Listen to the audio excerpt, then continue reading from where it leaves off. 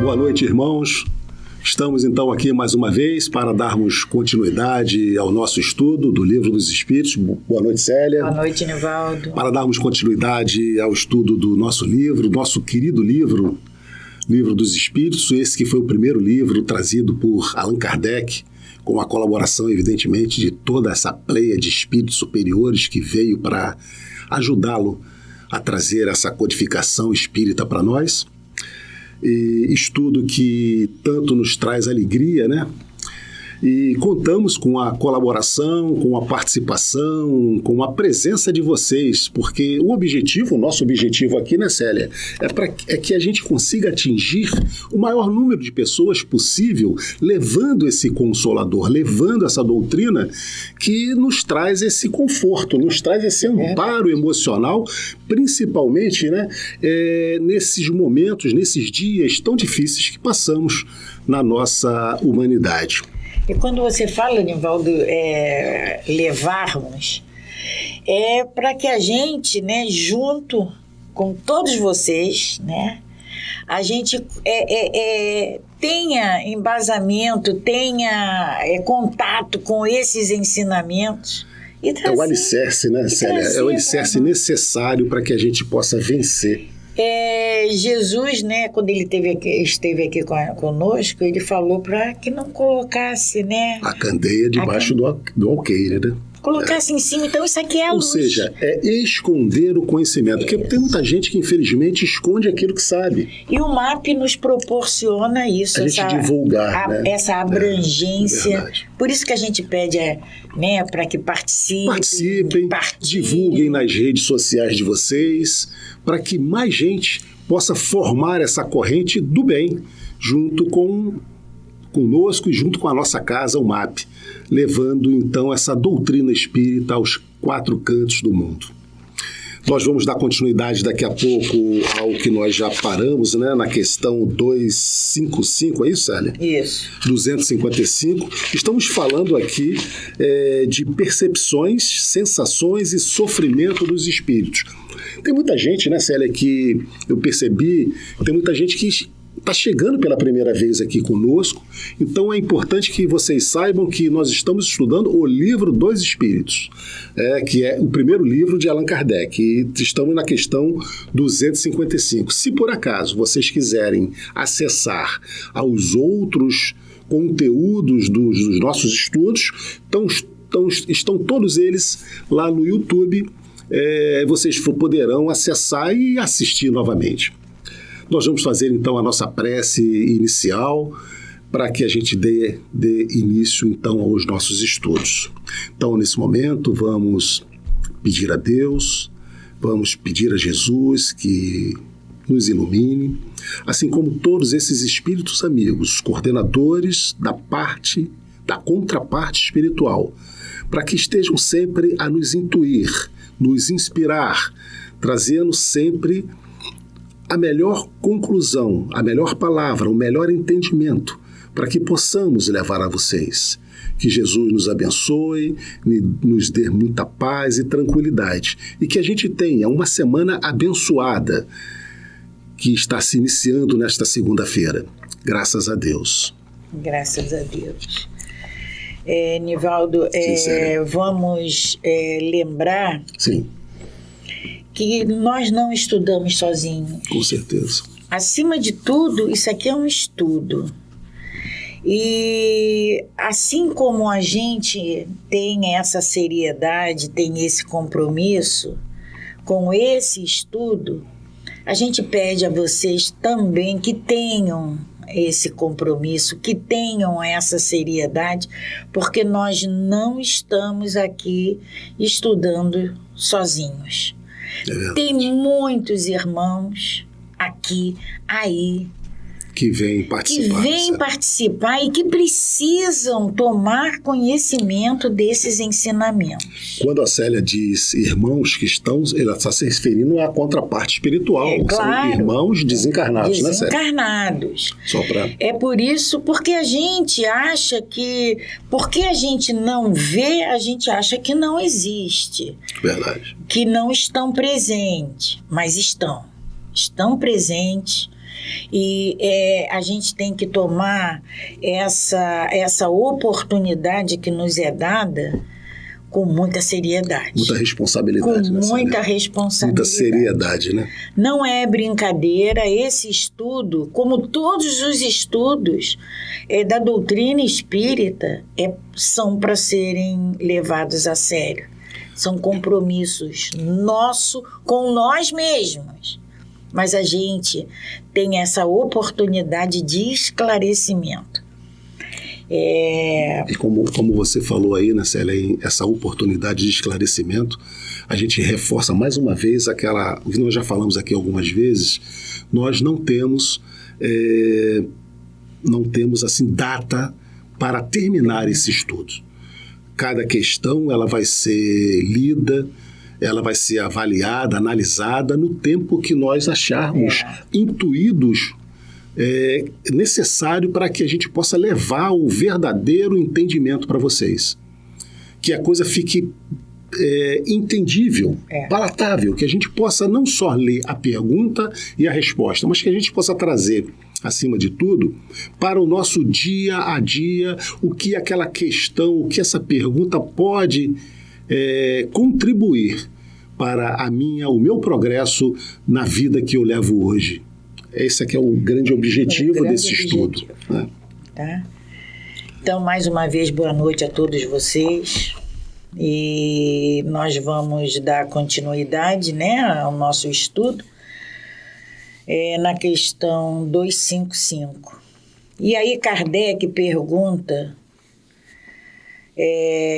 quando um espírito diz que sofre, de que natureza é o seu sofrimento? E aí a gente fica pensando, o espírito sofre? Sim. Sofre porque e sofre muito. Nós temos aquela ideia, né, Célia, desculpe te cortar, né? Nós temos aquela ideia que quando a pessoa, a gente diz assim, morreu, descansou. Descansou. Na verdade, é assim que a gente pensa. Mas nós vamos aprender que não é assim.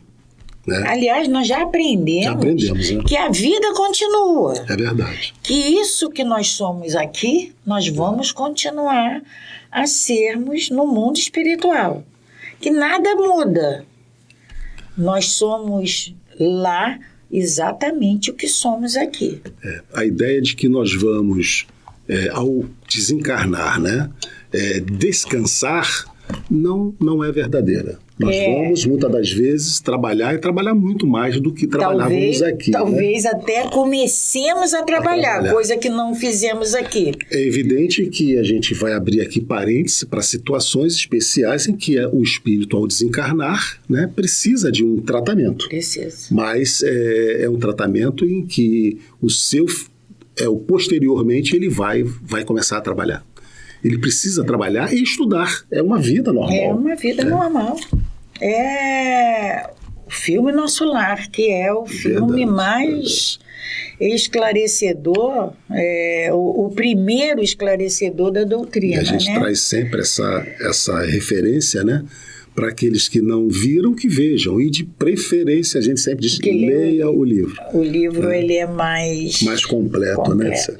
Então, Kardec pergunta aos nossos amigos espirituais se os espíritos sofrem.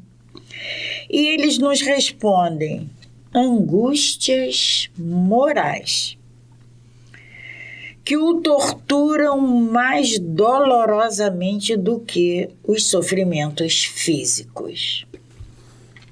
A gente pode ter uma ideia aqui, quando a gente procura pautar os nossos atos, as nossas palavras dentro de um conceito ético. E quando a gente comete algum deslize, aquilo fica na nossa consciência. Martelando nossa consciência, né, Célia? Porque eu fiz, eu não devia ter falado, porque eu reagi. Isso fica na nossa consciência, nos perturbando o tempo todo. Isso aqui, encarnados, aonde temos esse corpo físico que ameniza, que camufla, amortece, né? Esconde. E imagina no mundo espiritual, quando não tem mais esses obstáculos, onde tudo é transparente, onde a gente não consegue esconder nada de ninguém. É verdade. Então, essas angústias morais, esses sofrimentos morais, a espiritualidade vem nos dizendo que eles são muito mais dolorosos do que a dor física. Para a gente ter uma noção, né? A gente não tem essa noção Não ainda. tem essa noção. E aí a gente viu, quando eu chegar lá, como? Isso que eu fiz e isso que eu faço... Né? O que você falou, o corpo físico ainda amortece. Hoje para a gente essas nossas dores morais. Mas quando nós não temos mais esse corpo físico, não temos mais essa forma de amortecer, temos só realmente os pensamentos, aí, por isso é que eles vão nos dizer que vai doer muito mais do que as dores físicas. Porque, né? Nivaldo, nas nossas relações, nos nossos atos, nas nossas falas, a gente tem esse hábito de camuflar mesmo. Eu fiz aquilo porque fulano... A gente justifica, né? A gente justifica... Buscamos justificativas para nos acalentar, né? Para amenizar aquele ato meu. Mas no mundo espiritual não tem isso. É por isso que dói muito. É verdade. Questão 256. Como, então... há espíritos que se têm queixado de sofrer frio ou calor. Então, porque na questão anterior, eles que o sofrimento era só moral. Mas agora Kardec está perguntando porque ele teve contato com esses espíritos, né? E os espíritos relataram para ele sentir frio, calor, dor física. Então ele pergunta, como é que pode isso? E até hoje, né, Nivaldo, na mesa mediúnica... Quem teve oportunidade... Eu acho que você poderia explicar um pouquinho, né, Célia? Porque tem muita gente que não sabe que é uma mesa mediúnica. A mesa mediúnica é uma reunião, né, de médiuns, aonde os nossos irmãos necessitados... Espíritos desencarnados em sofrimentos. Desencarnados em sofrimentos. Quando é permitido pela espiritualidade maior, sim. Pelos coordenadores espirituais do trabalho, é permitido que chegue. Como é que é dado essa permissão? Eles sabem a necessidade de cada um de nós, encarnados e desencarnados. É permitido que eles venham se comunicar. Porque chegou o momento deles receberem esse socorro. Serem esclarecidos. Né? Serem esclarecidos. E aí eles chegam à mesa mediúnica através de um médium que incorpora esse... E esses espíritos chegam muitas das vezes... reclamando disso. Dores, com frio. Fome, frio. Estão se sentindo amarrados. É verdade. Entende? Estão presos lá atrás, muitas das vezes, escravizados. E aí... O atendimento consiste em... É isso que Kardec está perguntando. E aí eles chegam à mesa para serem esclarecidos. Para serem acordados, para que olhem para a vida que se abre. Esclarecidos, né, Célia, de que ele já não tem mais um corpo físico. Então, essas dores físicas, eles não deveriam mais estar sentindo. Mas como eles ainda estão muito vinculados à matéria, né, eles apresentam, então, essas dores. E essas reuniões têm o objetivo exatamente desse esclarecimento para que eles sejam aliviados dessas dores que eles acham que é física porque ainda estão muito vinculados com o corpo. E aí o mais importante é que eles passam têm o conhecimento de que existe um outro caminho para eles seguirem. que a vida não é só aquela prisão, aquele sofrimento em que ele se encontra. Tem outro caminho. Então, quando o atendimento tem sucesso, esse espírito é encaminhado a uma colônia, das quais nós já comentamos aqui. Daquelas várias colônias, ele é encaminhado naquela que for mais compatível com a sua condição. Ele vai ser encaminhado para que dali ele seja, então, tratado e, com certeza, seja preparado para uma nova encarnação. Só mais um esclarecimentozinho, né, Nivaldo? Sim. É que todos terão essa oportunidade. Ninguém fica desassistido no mundo espiritual. Ninguém. Todos nós temos essa proteção, essa misericórdia do nosso Pai. Depende de cada um? Depende de cada um. Dizer, depende do arrependimento? Depende de cada um querer, né? Porque não é assim aqui. Nós só fazemos aquilo que nós queremos. Pois é, Nivaldo, aí então, você... No mundo espiritual é a mesma coisa. A mesma coisa. Eles só serão socorridos e conduzidos às colônias para tratamento, se assim eles desejarem, porque o livre-arbítrio é sempre preservado. É verdade? A gente vê aqui no nosso dia a dia quantas histórias a gente conhece que a gente ouve dizer assim, mas enquanto ele não quiser, não adianta fazer nada. Não adianta fazer nada. Porque a vontade tem que partir da criatura. Não adianta eu querer que Nivaldo faça. Se eu não preciso que Nivaldo queira fazer. No mundo espiritual é igual. No mundo espiritual é a mesma coisa. No mundo espiritual é a mesma coisa. Eu não vou socorrer, eu não vou receber socorro se eu ainda me comprazo com a maldade. Perfeitamente. Se eu gosto daquilo. Se eu estou vinculada e quero ficar vinculada daquele lado, ninguém vai me pegar à força e me trazer para o lado de cá. É preciso que eu queira. É isso que... Então, depois dessa explanação, para que a gente possa ter um entendimento real dessa pergunta, dessa resposta, né? Vamos lê-la novamente. Kardec, então, pergunta como, então, há espíritos que se têm queixado de sofrer frio e calor. E a resposta deles, então, lembrança do que havia padecido durante a vida. Algumas vezes tão penosa quanto a realidade.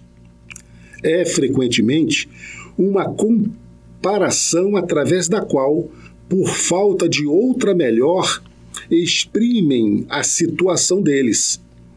Quando se lembram de seu corpo, experimentam uma espécie de impressão, tal como quando se tira um casaco e se acredita ainda usá-lo algum tempo depois. Então, a sensação fica, né? A sensação. O que ele está dizendo para nós é que a sensação da dor, do frio, do calor, fica no espírito por ele estar muito vinculado ainda com a matéria. Ele não se viu ainda no mundo espiritual, né, Célia?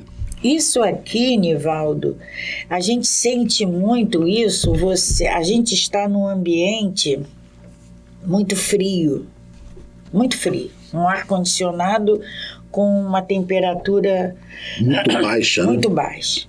Quando a gente sai dali e a gente vai para um outro ambiente, aquele frio, ele vai se desfazendo aos poucos, mas a gente continua sentindo frio. É aquela sensação lá de dentro, é essa perda. É gradativa, né?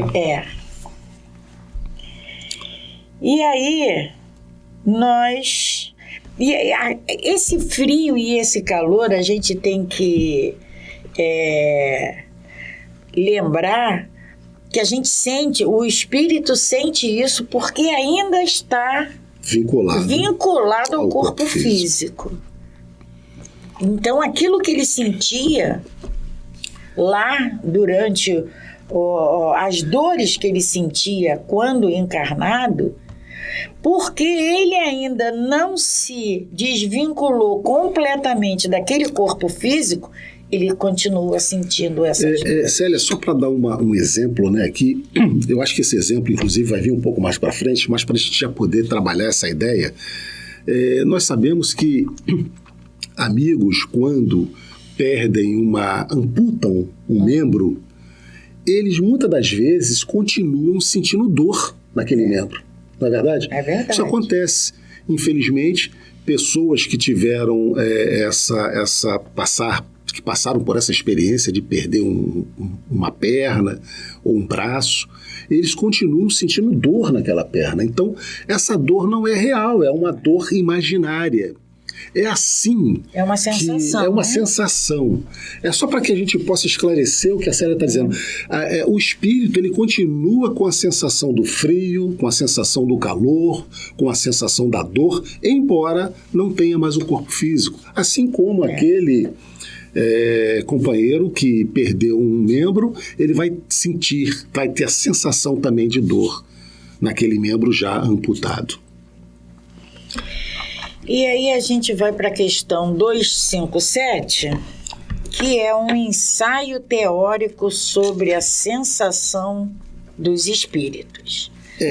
Então, Célia, essa questão da gente entender essas sensações, essas emoções, né, do espírito, do corpo físico, é tão importante que a gente vai perceber que Kardec agora, nessa questão 257, ele vai fazer um fechamento, porque é muito importante que a gente entenda realmente toda essa dinâmica do espírito, corpo físico, perispírito e o espírito, né?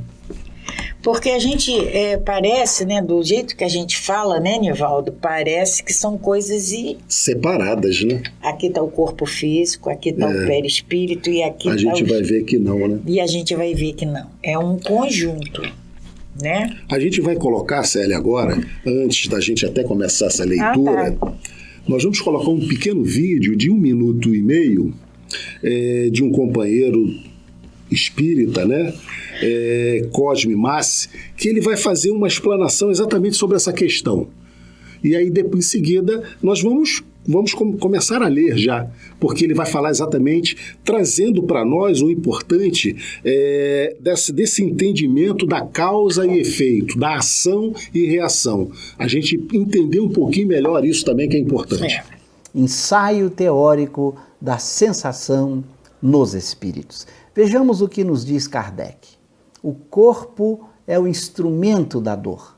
Se não é a causa primária desta, é pelo menos a causa imediata. A alma tem a percepção da dor. Essa percepção é o efeito. Quando nós temos um problema em nosso corpo físico, esse problema no corpo físico é a causa imediata da dor que surge como efeito na alma, já que é a alma quem sente. Por outro lado, quando nós temos uma ação exterior ao corpo, por exemplo, quando ganhamos uma martelada no dedo, esta martelada seria a causa primária da dor, sendo o corpo a causa imediata, aquele que comunicou os efeitos desta martelada até a alma, para que a alma tivesse então a percepção da dor. Por isso, a percepção da dor é o efeito que ocorre na alma. A causa da dor, sendo apenas o corpo, é uma causa imediata. Se nós tivermos, além da causa corporal, um elemento outro que produziu o dano no corpo, nós temos então este elemento como uma causa primária da dor, o corpo como uma causa imediata. Um bom estudo e até uma outra oportunidade. Então vocês assistiram o vídeo que ele fala dessa ensaio teórico sobre a sensação nos espíritos, ele faz essas considerações. Nós vamos agora voltar, começar aqui para que a gente possa fazer o nosso estudo aqui, né? Continuar o nosso estudo. É Kardec, né? Sim. Essa questão 257, É toda ela de Kardec. Toda de Kardec. Toda. Porque ele percebeu a grande importância, Célia, de fazer esse amarramento, fazer esse fechamento para que a gente pudesse não ter dúvida, não deixar nenhuma dúvida com relação a essas emoções e sensações dos espíritos e do corpo, no corpo físico. Como ele fez alguns estudos atrás, Fizemos sobre reencarnação, lembra? Fizemos um estudo longo sobre a reencarnação, que é um ponto muito importante para nós, e agora este, que é sobre essas sensações nos espíritos. Então Kardec nos coloca: o corpo é instrumento da dor. Ou seja, a dor é do corpo físico. Isso mesmo. O espírito só sente essa dor porque ele está ligado ainda ao corpo físico. Se não é a causa primeira desta, é pelo menos a causa imediata. A alma... Lembra quando nós falamos de alma e de espírito, né? Quando ele fala em alma...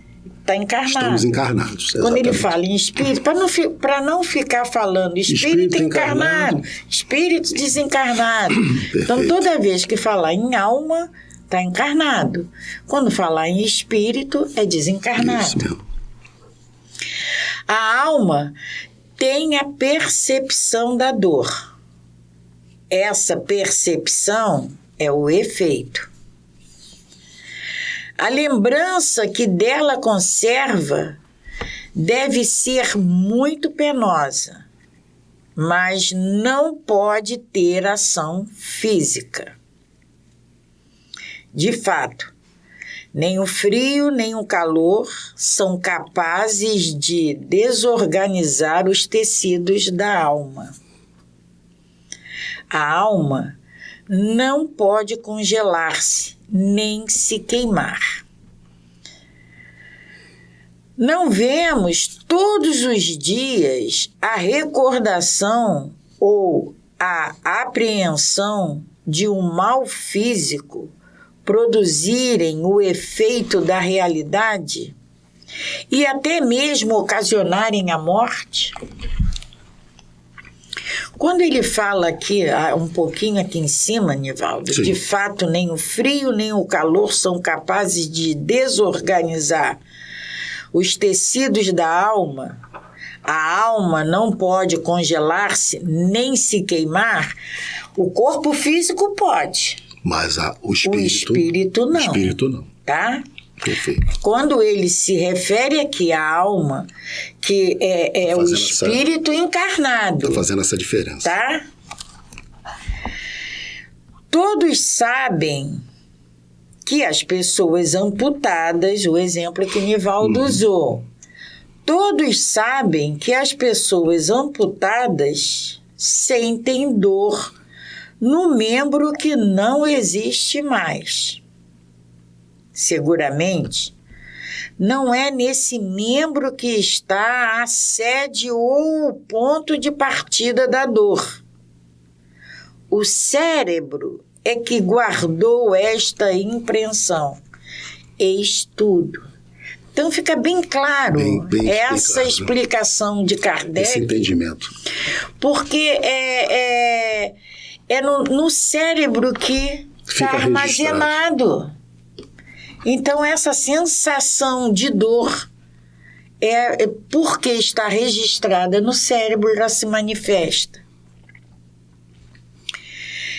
É lícito, pois, admitir-se que coisa análoga ocorra nos sofrimentos do espírito após a morte.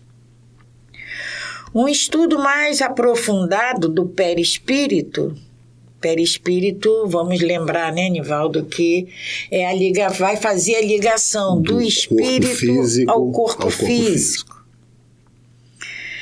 É um estudo mais aprofundado do perispírito, que desempenha papel tão importante em todos os fenômenos espíritas, tal como as aparições vaporosas ou tangíveis, A gente podia dar só uma paradinha aqui, né, Célia, e falar um pouco sobre essas aparições vaporosas e tangíveis, né? Isso. Vaporosas, né? Por que a gente diz, Nivaldo, que a gente se refere ao espírito como uma pomba, né? Por quê? É aquela luminosidade, é aquele... Não é matéria. Não é matéria. Imagina uma água em ebulição. Aquele... E ele traz no livro dos médiuns, né, Célia? Ele traz Kardec traz para nós, ele já trouxe aqui, e ele explana um pouco melhor, né? Essas visões vaporosas e as tangíveis, a grande diferença, né, Célia? Porque na vaporosa, quem tem, na verdade, né, esse poder da visão, quando o espírito do vidente, né? É quando o espírito vê apenas uma imagem esfumaçada, como você falou, né? Agora, quando ela é tangível, é aquela que você consegue pegar. O espírito, ele se materializa de tal forma que você consegue segurá-lo, apertar a mão, abraçar. Essa é a diferença das aparições vaporosas, né, para as tangíveis. Né? Então vamos lá. Um estudo mais aprofundado do perispírito, que desempenha papel tão importante em todos os fenômenos espíritas, tal como nas aparições vaporosas ou tangíveis, no estado em que o espírito vem a encontrar-se por ocasião da morte, na ideia tão frequente que ele tem de que ainda está vivo, no quadro tão comovente dos suicidas, dos supliciados, dos que se deixaram absorver pelos gozos materiais e tantos outros fatos vieram lançar luz sobre essa questão, motivando as explicações que passamos a resumir. Então, Kardec aqui, quando ele diz, são todos esses, somos nós que estamos ainda muito presos à matéria, porque nós somos materializados.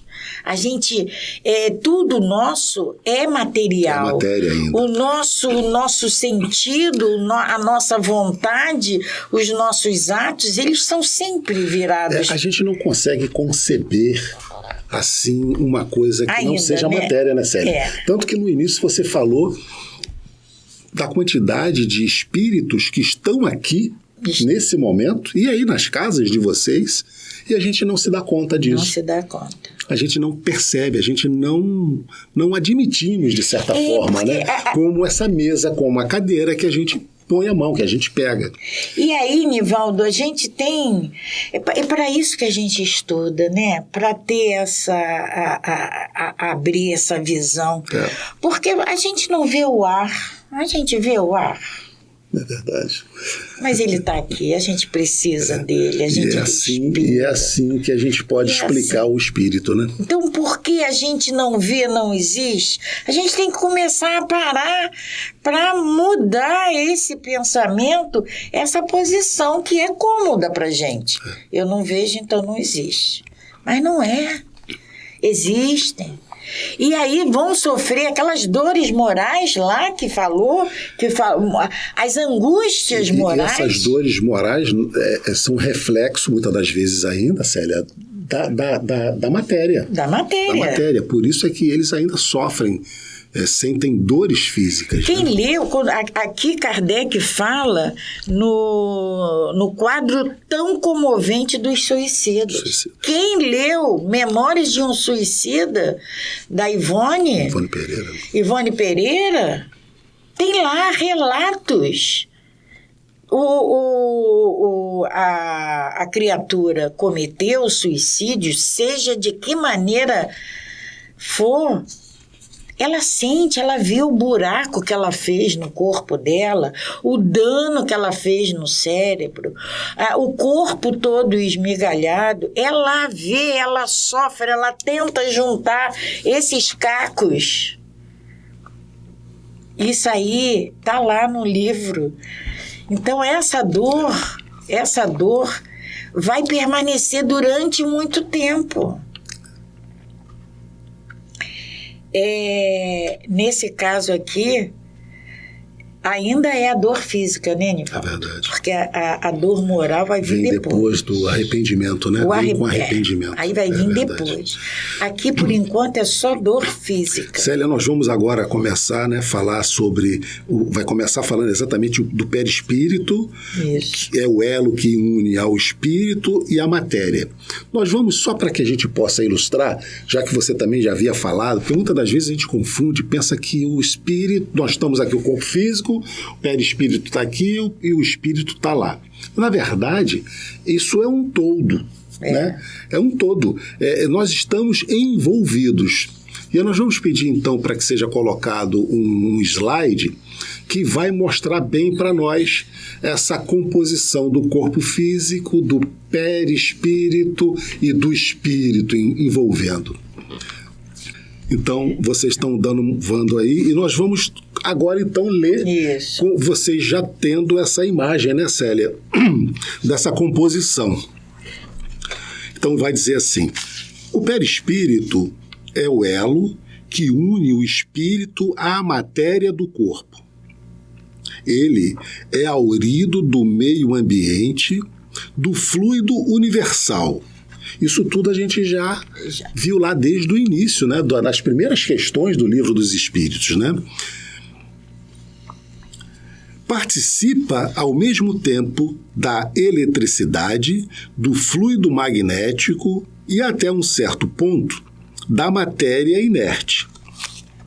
Pode-se-ia dizer que é a quintessência da matéria. Isso é o perispírito. Perispírito, está falando do perispírito, que essa é uma matéria, a gente já estudou isso, né? E o perispírito, para nós, não seria matéria, mas eles afirmam para nós que é uma matéria quintessenciada, é uma matéria sutilizada. Semimaterial. Semimatéria, né? É o princípio.